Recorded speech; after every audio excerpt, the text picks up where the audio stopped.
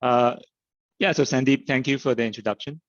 And I'm glad to be able to have this opportunity to tell you some recent research from my laboratory. I'll start with a couple of disclosures. I serve as an advisor for Empyrean Neuroscience, which is a fungi engineering company. I have also received investigational drugs from Usona Institute, including the psilocybin that I'll tell you about. And Usona is a nonprofit organization that seeks to advance psychedelic science. That being said, all of the results that I'll show you today are funded by grants. The ketamine work is supported by NIMH R01. Some of the early work there funded by a NASA grant, and all of the psilocybin study is funded through internal pilot grant from the Yale Department of Psychiatry, which is my home department. This is my lab. So we have 2 postdoc, 6 graduate students, and 2 postgrad researchers. All of the work that I'll show you are done by these talented lab members, and I'll try to highlight their contribution as I go on. I want to mention that we are expanding our team. So if you're interested in the work that we do, I encourage you to reach out and contact us. We look for people with diverse background and different skill set. We're very interested in tackling some of these problems from different perspectives. I thought to start this talk, I'll give you a bird's eye view of my research program, what motivates us, what gets us out of the bed in the morning. As a lab, we're very interested in psychoactive compounds. These are small molecules that can enter the brain, alter brain function, and sometimes lead to some fairly profound behavioral effects. These are the 3 that we study in the lab: ketamine, psilocybin, 5-MeO-DMT. All these compounds have some consistent similar behavioral effects. They all have acute behavioral action in the sense that they appear very rapidly and dissipate in the order of several hours. In this regard, ketamine is known as a dissociative, psilocybin and 5-MeO-DMT are psychedelics. These compounds also exert long-lasting behavioral effects, and some of these could be potential beneficial action against mental illnesses. So you can study these compounds at multiple levels. And if you want to understand their action on the brain, I would say one of the very fruitful level of study is molecular level, where we now actually know quite a lot about what these compounds do in terms of what target brain receptors they bind to. Ketamine is an NMDA receptor antagonist. Psilocybin and 5-MeO-DMT are agonists or partial agonists of serotonin receptors. And we also know quite a lot about the structure of these receptors. So through recent years' work, we now have near atomic resolution map of these receptors when they're bound to the drug, which is amazing. And I think that will lead to some big progress in drug discovery. Going up one level, this is the level where I'll focus on today, is what I'll call the circuit or systems level. We're talking about neurons and groups of neurons. I think we are very interested in how these drugs influence the structure and function of these neurons, maybe how they alter connectivity of neural circuits. And at this level, I would say we just don't know as much about what these compounds do in the brain. And you can go up even one further into a network level, where you can look at what these drugs do to individual brain regions using methods like fMRI and PET imaging. You can do this in humans under the influence of these drugs. There's been now a decade of work showing, I think, some compelling correlates of how these activation patterns might relate to behavior. But there are some limitations there. Each voxel may consist of millions of neurons, so you're averaging a lot of it. Going back to the systems level, though, I think not only is it not understood, but I think there's a great opportunity for some work there. One is that, as I mentioned, the receptors are very well known, but we also now know roughly where these receptors are within a cell. And we also know a bit about what cell type preferentially express these receptors. So you can make some fairly strong prediction on how it might alter neural circuit function. And furthermore, I think that neural circuit level understanding is important because you can then start to say something about what it does in terms of neuroactivity dynamics, which ultimately, I believe, underpin behavior. And I would say like all of us study psychedelics at the molecular level, systems level, or network level because we want to explain behavior. We want to explain why these compounds can cause these behavioral effects. One more point I want to make is that these drugs have been scheduled for 20 or 30 years, in particular the psychedelics. So there hasn't been a lot of study in these during this time at least in the research laboratory. And meanwhile, systems neuroscience has progressed tremendously. You have techniques like optogenetics, you have techniques like optical imaging, you have techniques like sophisticated behavioral paradigm to measure the mouse action. that I think it's just right now, the opportunity is ripe to try to study these drugs at the systems level. So with this as a background, I'll first talk about our work in ketamine, give you some idea on how we got into this field. Then I'll go into microcircuit interaction and what their implication might be, like why is it important? I'll then dive into our recent work on psilocybin. And then finally, I have a couple of slides talking about some ongoing projects where we think would be quite fruitful to further explore the actions of psychedelics. So ketamine was discovered as an antidepressant in the late 1990s. This is work from John Crystal and colleagues. John is now my department chair at Yale. What John did was that he infused sub-anesthetic levels of ketamine into humans.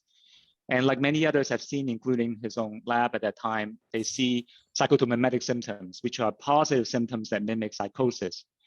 They see these almost as soon as they infuse the human, as soon as they can measure it, and then it dissipates at around 2-hour time point. What John discovered, though, is that at the 4-hour time point, you start to have a significant antidepressant effect that lasts until around 3 days. And then subsequently, larger clinical trials show that these antidepressant effect can last from anywhere from 1 to 2 weeks. So this was quite striking at the time and lead to now recent approval of the esketamine nasal spray. But how might these drugs work? I would say some of the most important finding in this area is done by Ron Duman, who was also a colleague at Yale Psychiatry, who sadly passed away last year. Ron was an excellent colleague, a great mentor, and also a great collaborator for some of the studies I'll present to you. He was one of the first to recognize that dendritic spine is probably an important site of action for these drugs, including ketamine. This is a cartoon of a pyramidal neuron in the brain. You have the cell body on the bottom, and you see that very exuberant dendritic tree. Each of those little knobs is a dendritic spine, which is the putative site of excitatory input for these neurons. The dendrite is the location where then these thousands of excitatory input would get integrated and then pass on to the cell body and eventually generate action potential, and that's how the neuron communicate. So in a rat, Ron can measure dendritic spine density by killing the rat and then go and count the dendritic spines. And you can see that in stress animals, the number of dendritic spines have decreased, so there's fewer density. And then in the ketamine case, you can see with 1 dose of ketamine, it seems to reverse these chronic stress effects. So any atrophy that you see with this 1 dose of ketamine seems to normalize this, and the dendritic spine density number seems to reach the control level. And this was a very striking result. So this was around a time when I also joined Yale Psychiatry as a new junior faculty. This is like the Friday joint lab meeting that we've had for 20, 30 years now. And I remember sitting there listening to Ron talking about these fascinating results and just wondering what I should be doing myself as a new faculty. So one of the limitations for Ron's study, though, is that they have to sacrifice the animal to go measure spines, whereas my lab has always specialized in vivo optical imaging. So we decided to do Ron's experiment, except track the dendritic spines over time. So this was one of our first study with a psychoactive drug, which is give a single dose of ketamine and then track the dendritic spines over time. I won't go into the detail for this study. Suffice to say, we reproduced Ron's result to find that you can get an elevation of dendritic spines after a single dose of ketamine. So I would say all of these structural results are consistent with the dominant model for how antidepressant, including ketamine, work in the brain. And this is a so-called neurotrophic model. Depending on who you talk to or what theory you subscribe to, the exact model do differ in the detail. But there's some similar aspect that's quite consistent across the model. One of which is that the synapse that's plastic is probably the excitatory synapses. You can see the glutamate here on the presynaptic terminal. And what these drugs tend to do is it increases spine number, so it increases the density, and also potentiate a function. As you can see, that spine is drawn is bigger. Another consistent aspect is that they involve some kind of neurotrophic factor. So here is drawn BDNF, and then you can see it binds to tract B. And then what differs, though, is, which I blank out here, is the downstream signaling after that. What are some of the molecular signals involved? Or is it ketamine that's involved, or maybe ketamine's metabolites that involved, or maybe even some of these drugs can directly bind to the tract B receptor? Some of those details do differ. So when we thought about this model, we want to think about what we can do. Again, from our perspective, we decided to focus on calcium ion in the dendritic spine compartment. And there are a couple of good reasons for this. One is that you can see that calcium is in a leading position in all of this cascade that leads to synaptic plasticity. In general, calcium is a very important second messenger ion that just generally important for neuroplasticity, not only the drug-induced plasticity. Moreover, you can see that the calcium is something that we can reliably measure. It's actually something that we can very confidently image in an intact animal, whereas many of these other molecular signals are probably quite important, but they're very difficult to measure in a mouse. So this is how we did it. This is Farhan, a postdoc in the lab who now is a faculty in Singapore. What Farhan did was he expressed the genetically encoded calcium indicator GCAM6 into the medial frontal cortex of the mouse using AAV, which is adeno-associated virus. You can see those neurons in green expressing that sensor. So this is a protein where when it binds to calcium, it increases fluorescence, so it light up. And we're imaging in an awake mouse, so the mouse is head fixed, but otherwise awake, and they can move a little bit.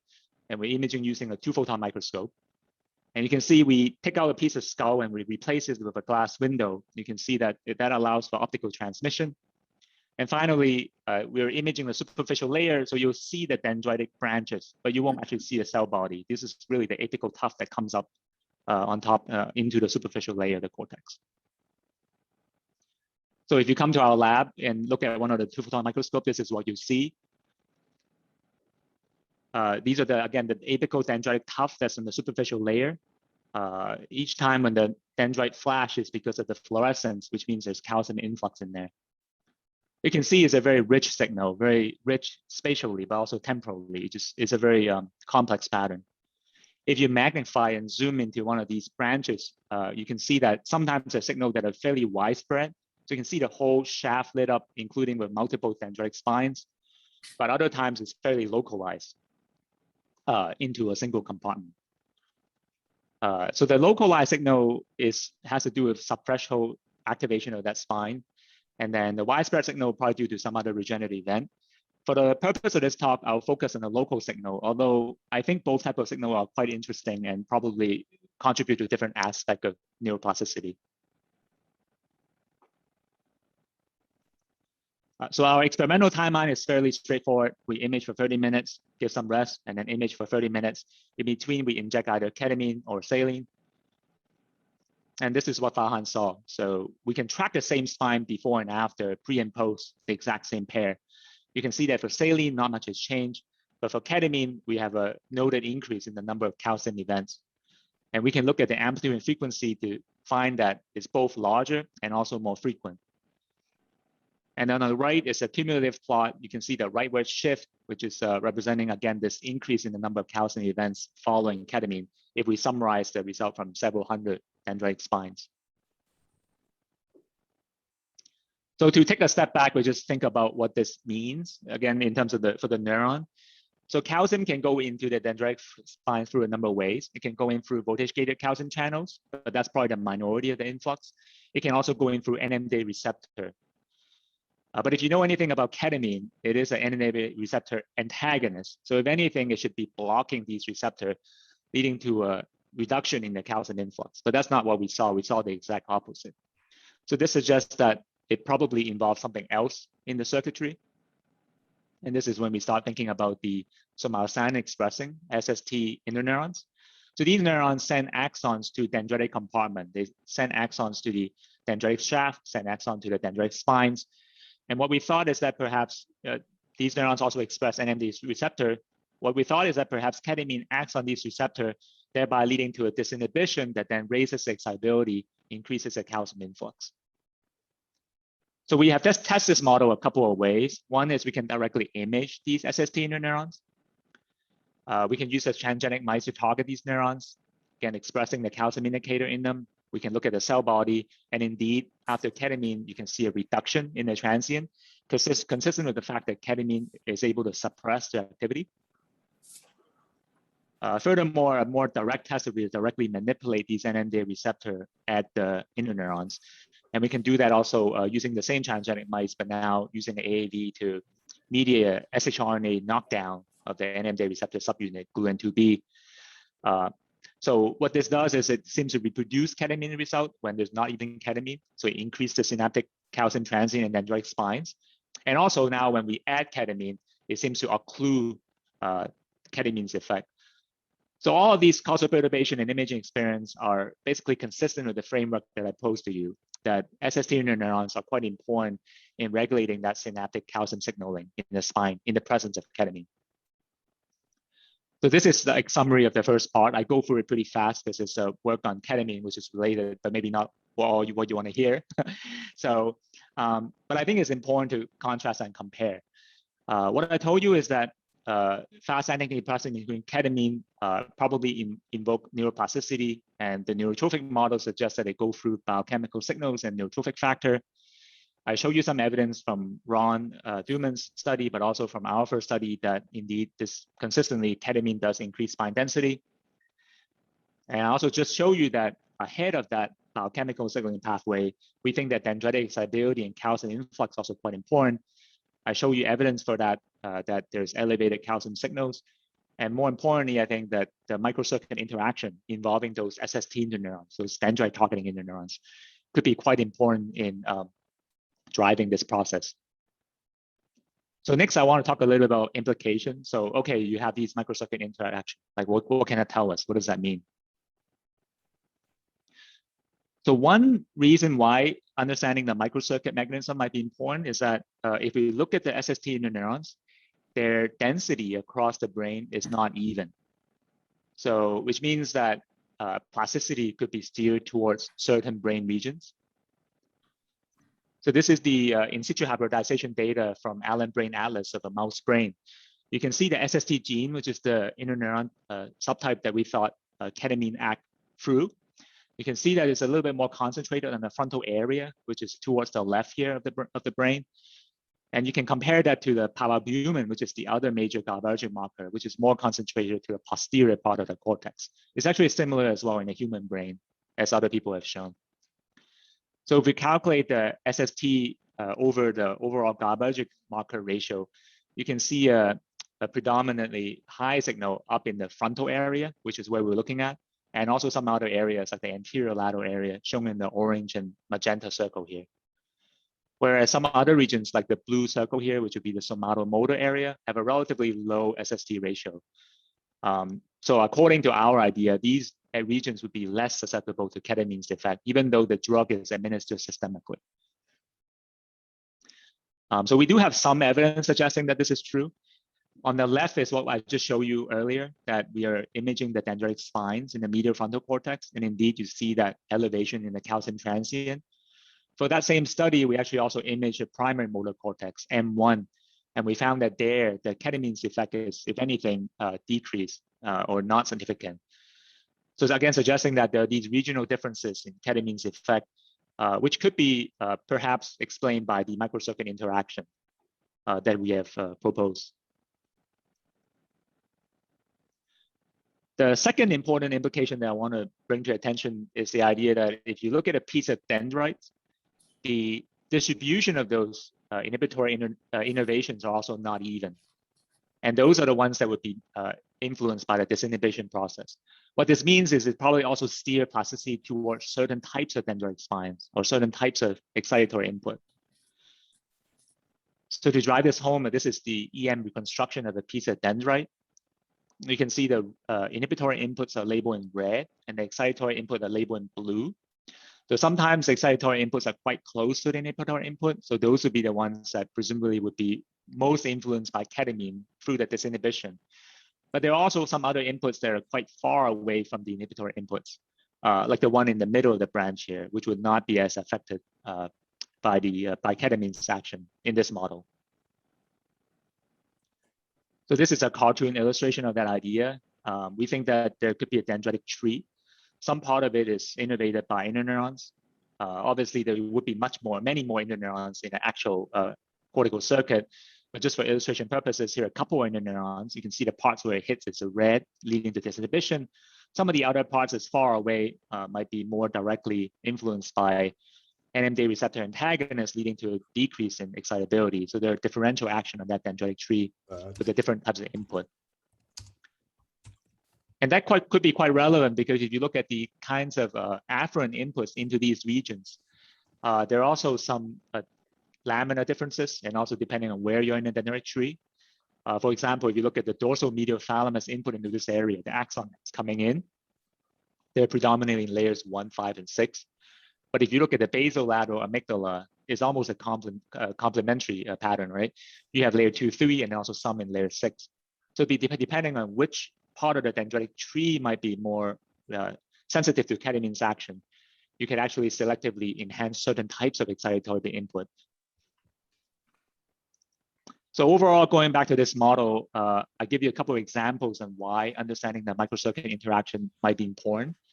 I think the big idea is that the molecular level study may tell us how that plasticity will occur, again, through the biochemical signals, neurotrophic factor, and so on, but it doesn't quite tell you, where that plasticity is steered to. You might not want plasticity all over your brain, right? So we think that some of these microcircuit and cellular interaction could be quite important in terms of steering and favoring that plasticity towards certain kinds of synapses, certain kinds of cell types, certain kinds of brain regions, even if the drug is applied systemically.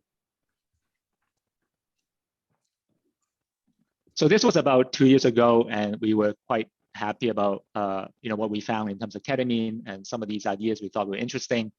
But we were very curious whether this would generalize to other compounds. So this was when we started thinking about psilocybin. On the top left here is the chemical structure for psilocybin. As you all know, psilocybin is dephosphorylated in the body and then into psilocin, and then psilocin is what enters the brain, binds to the serotonin receptor, and exert the behavioral effect. Both psilocybin and psilocin are found naturally in the so-called magic mushroom, but in the lab we work with synthetic compounds. So we're collaborating with Usona Institute that sent us the synthetic psilocybin. Psilocybin have some very intriguing acute behavioral effects. To illustrate that, I'll have an excerpt here from Tikal, from Shogun and Shogun. These are 3 passages that Shogun wrote after consuming psilocybin. I'll just read them aloud. Visual distortions. Things distract me. The furniture in my office is moving up and down. The visuals are wild.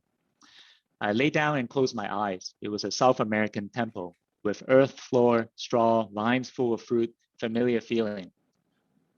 Here today, I feel that everything has disintegrated and I'm extremely anxious. I'm very confused. So I think these 3 passages illustrate some different aspects on psilocybin's behavioral effect. The first instance illustrates the altered perception, where the sensory inputs is being modified. The second instance is, I would say, a form of hallucination, where you're seeing things that are imaginary, that are not there. And then the third instance, I think, is an example of a negative experience, and you can have either positive or negative experience, and perhaps in this case could be due to different setting, where your mood and the environment could be quite important in terms of influencing your the behavioral effects for the drug.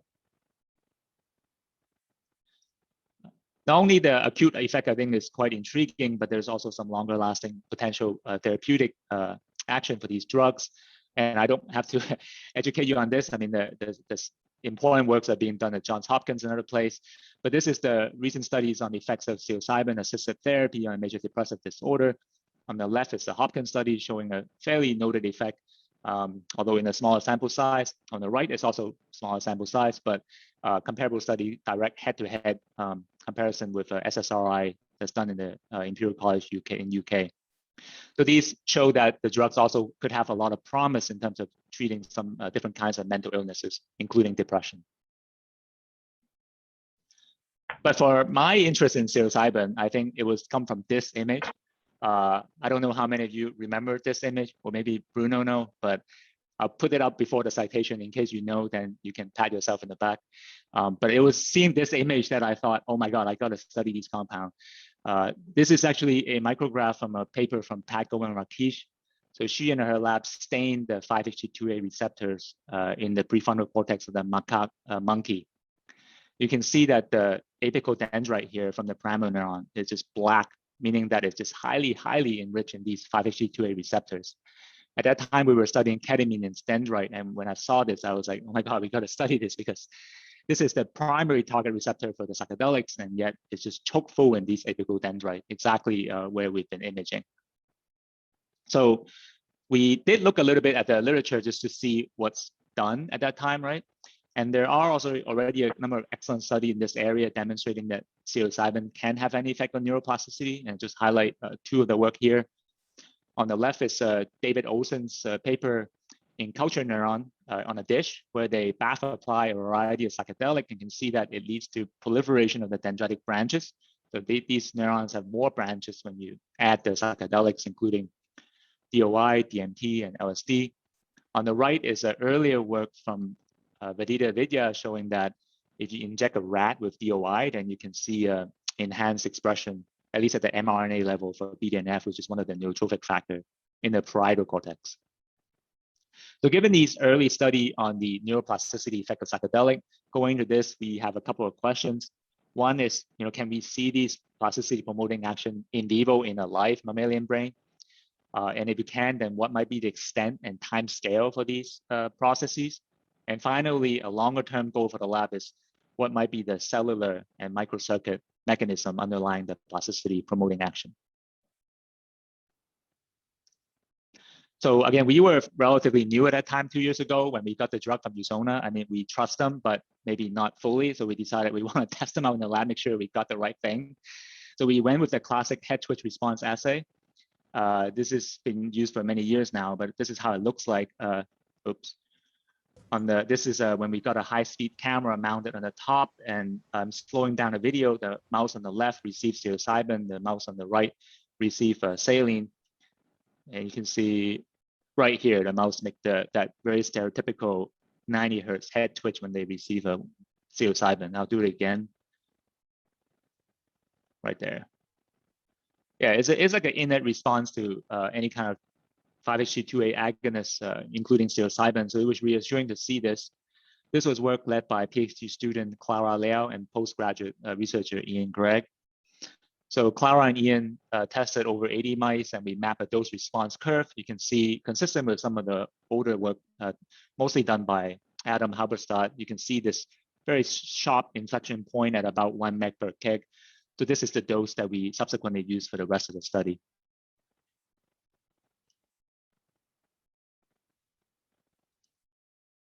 One other question we have was, is this dose then also relevant for some kind of stress-related phenotype in rodent? Because stress is typically used as a model for depression in rodents.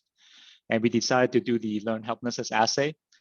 So here we first subjected mice to inescapable shock, which means that the mouse would just get shocked regardless of what happens. And then when we test it, it's an escapable shock. And how the mouse can escape is if they shuttle to the other side of the chamber. But most mice, because of the first 2 days experience, learn not to escape because, if you will, they learn to be despair.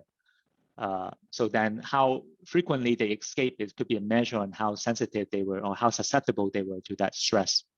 You can see here between the test 1 and test 2, we gave it 1 dose of psilocybin, ketamine, or saline to see how it changes the behavior. This is what we found. The first set of 2 bars on here on the left is the black bar is looking at escape failure. For saline, didn't change. For psilocybin, you can see the escape failure has decreased, meaning the mouse is more willing to escape. Again, it means that it's less susceptible to that effect of that uncontrollable stress. So it seems to ameliorate these stress phenotype in the mouse. And ketamine also have qualitatively a similar kind of decrease, although the effect is even smaller than psilocybin in our hands. But what we really want to know is also the neuroplasticity and how how psilocybin might change that in the brain. To do that, we leverage a mouse line called a Thywan GFP-M mouse. So these mouse selectively express the GFP fluorescent protein in deep layer neuron, mostly layer 5 pyramidal neurons. And on the right is the imaging that we can do in the lab. This is now imaging, but doing a Z-stack going through the depth. You can see the dendritic branches, the arborization, as we kind of go through, it tracks that dendritic branch, and the little knob, again, is the dendritic spines that comes out of the branches. So this work was led by postdoc Ling Xiao, and this is a timeline. We would do 2 imaging sessions just to track the baseline. We would then add either psilocybin or saline. They would do 4 more imaging sessions to see what happens. All of these at 2 days interval. And then finally, another session 1 month later. This is the quality of the work that Ling Xiao was able to get, which I think is excellent. You can see that we can track each piece of dendritic spine, go back to that same piece every single session. And we can clearly see what spines are stable, what spines are new, what spines were eliminated.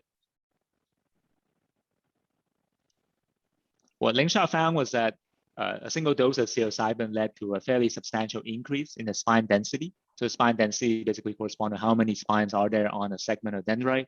The increase was about 10%. It was fairly immediate on day one, right after the psilocybin infusion. And I think most strikingly, it lasts go up to about the day 34, which is the last time point that we sampled more than a month later. We did both male and female mice just because of the good experimental design. We didn't intend to see a sex difference, but it turns out that there seems to be a much stronger effect in female. A lot of people ask why this is. We have no idea why this is.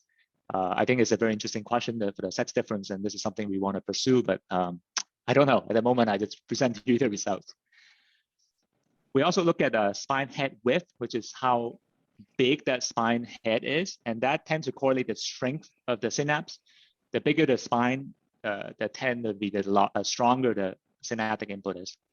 You can also see here the increase in day one, about 10% of the size, but differing from the density, you can see that it goes back to actually the baseline level on day 34.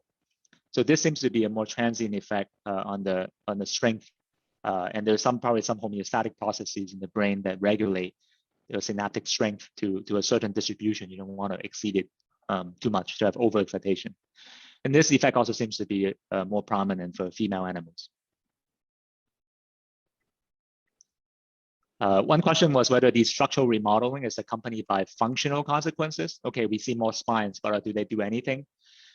So Pasha Davodian, who's an MD PhD student in the lab, he recorded mini EPSCs from these pyramidal neurons after psilocybin. And what we found is that they're more in terms of high frequency and also larger in terms of higher amplitude of these mini EPSC, suggesting that there's enhanced excitatory neurotransmission. So these spines seems to have a functional consequences. You can also see more signals in these neurons. What might be the mechanism? So we want to start getting into a little bit of the cellular mechanism. The primary target receptors for these neurons, again, is the 5-HT2A receptors. So one of the questions would be whether these receptors might be mediating that structural remodeling that we had observed. And we could test that by doing a pretreatment experiment, giving the mouse ketanserin first, and then after that, administer psilocybin. Then presumably the ketanserin would block and the psilocybin metabolized in the psilocin, but that cannot be attached to these receptors at that point. We validated this in behavior. So indeed, I think many people have shown this. If you give ketanserin pretreatment, it completely abolished that psychedelic-induced head twitch response. In fact, it dropped to 0, which is quite a big difference there. And then we repeat the experiment on the 2-photon imaging just to see now if we can still see the same structural remodeling if we do the ketanserin pretreatment. What we found was that it seems like ketanserin does not have any detectable effect. You can see the spine density still increase, even though it's not statistically significant, it's still a sizable increase. And for the spine head width and also formation rate, which is the rate of the formation of new spines, that has also a significantly increased. So it does seem like overall, the ketanserin was not sufficient to block the effects of psilocybin on the structural plasticity in mice. I do want to give a caveat here, as there's also another, I think, recent paper I just cited in the last slide from Scott Thompson's lab. If we redo this experiment, we would probably not use ketanserin, and we did it before we noticed, which is always how experiments work, right? The fact is that ketanserin only block about 30% of the 2A receptors in the rodent brain. That's because ketanserin, different from a mouse brain, different from a human brain, doesn't cross the blood-brain barrier very well. So this is an older study from Elaine Sander-Bush, where they did radioligand binding, and you can see even with the ketanserin pretreatment, you can still see a good amount of radioligand binding in this rat neocortex. So I think right now in the lab, we're trying to advance this study by using some other approach. For example, we can do some receptor knockdown or knockout using transgenic animal, and that would be a much more definitive experiment. I guess the idea is, you still have 70% of the 2A receptor, and those could be sufficient already to mediate the structural remodeling. One final piece about the psilocybin study is that when you see a new spine, it doesn't right away become a mature synapse. They tend to be these really thin filopodia, this long elongated structure. And then over the next several days, the spine would mature. So you see the head forming, and that's also when they recruit the postsynaptic machinery, all those proteins that then are able to mediate the synaptic transmission. So that takes about 4 days, which is some previous study have shown. So we can ask this question, right? Among those new spines that form on day 1, how many of them remain stable? And I think this is an important question because this tells us then, what spines actually get mature and then get integrated into the neural circuit. And you can see that across the different conditions, whether it's saline, psilocybin, or male and female, consistently around day 7, we see about 50% of the spine that is persistent. And then at the 1 month time point, about 30% of the spine stays there. So there's a number of ways to interpret this. First is that it's not that different between saline and psilocybin, which I think in some ways reassuring in the sense that those new spines that are formed by psilocybin, they're not like some special spine where they're all thin spine and they all disappear the day after, right? These spines, about 30% actually stick around at that 1 month time point. And that's not different from any like new spines that's formed in a saline condition. And then moreover, again, I think just the fact that many of these spines do stay and get integrated into the neural architecture suggests that these spines do participate eventually in modifying that behavioral function of that part of the brain. So to summarize this part, I told you that using imaging, we found that psilocybin can increase spine density for over a month. We show you some behavioral result, at least for learned helplessness, that it can ameliorate some stress-related deficit in mice. I've showed you some slice EFIS recording that the structural remodeling is accompanied by enhanced excitatory neurotransmission. So going back to that spine density, which I think is the most striking finding, we think this result is important for a couple of reasons. One is that there's a long-held idea that in depression, there's a structural atrophy and the loss of synapse in the brain. There I show you, I think, one of the more convincing results using SV2A as a ligand to image presynaptic partners in the human brain.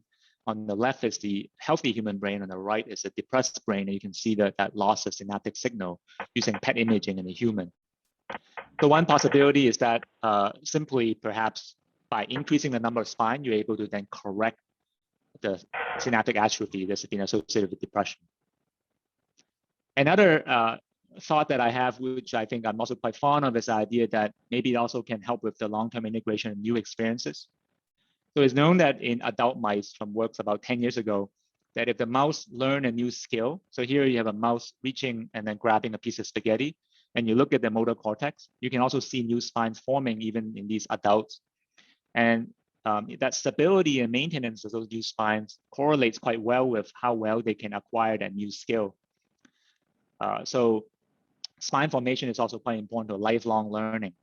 And so we think that by having more spines here at that critical time point immediately after psilocybin could also help with integration of new experiences. And it might be speculating, I mean, it could be useful for, I mean, those experiences would be presumably in human when you're having a trip or when you're having psychotherapy. So I think that could be also quite relevant there. So I think this gets to the point, like, I think this, I think relate to the major debate in the field, whether these therapeutic effects are related to some of the subjective effects of psychedelics. I think on the left, I present to you more of a biological view that maybe you can counter that number of spines. On the right, I think it's the idea that that experience is necessary, but perhaps some of the structural plasticity could also be helpful for that. So I think our study doesn't, go one way or the other. I think it provides an argument for both sides. So I think it should be cited very well by both sides. But that's my hope. But I also want to mention, I mean, that this is a mouse study. I think it would be remiss to not mention some limitations of a mouse study. One of the limitations is that the 2A receptor in a mouse is different from a human receptor. I think that's something that everyone should know.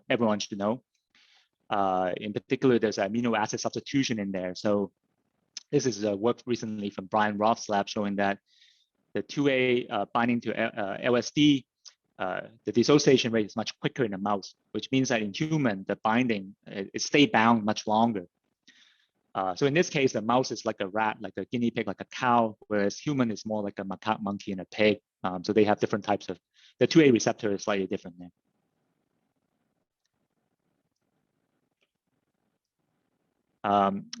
But leading to almost to the end now, I want to go back to this point on the left is our idea for how ketamine might work. And you can have this differential effect on the dendritic tree. We also speculate that psychedelic might also have some similar action. It might do that through interneurons, we don't know.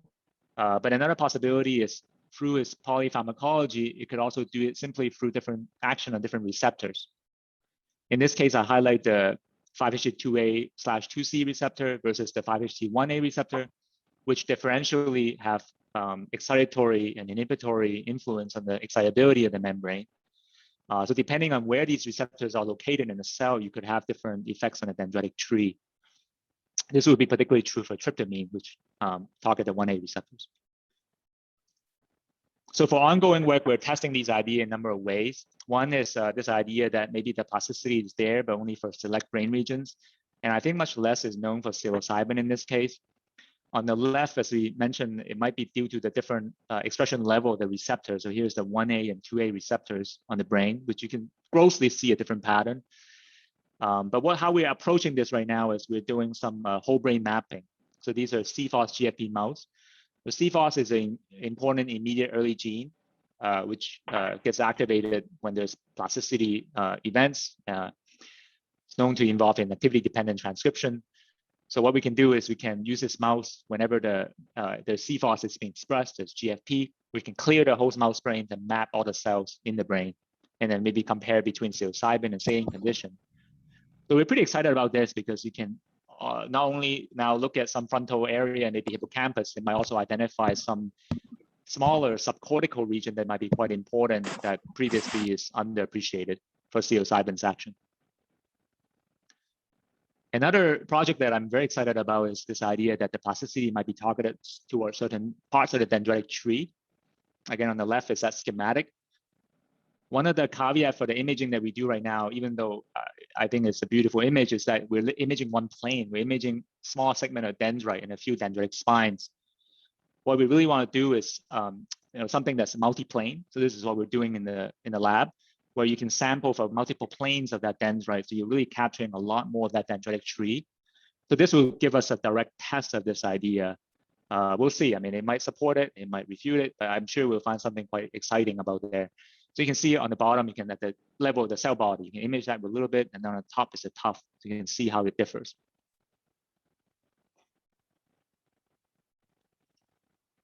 So to close, I want to say again that I've shown you some evidence that ketamine and psilocybin exert some different effects on the dendrites of pyramidal neurons. And I think that these effects on the dendritic structure and function could be key to their actions in the brain. And I think, as a basic scientist, this is quite important because ultimately we want to know how it changes neuroactivity. And I think these circuit level understanding can lead us to that and potentially give us some mechanistic understanding for the behavioral action. And furthermore, from the translational point of view, I think these action of the dendritic structure and function is also nuanced enough that you can start asking how different compound might influence these processes differently. And then that will be quite useful for drug discovery. So with that, I hope you enjoyed the presentation, and I'll be happy to take any questions and have further discussions. Thanks, Dr. Kwan, for that excellent talk. As far as questions, I think just jump in. If it gets crowded, we can switch to raising hands.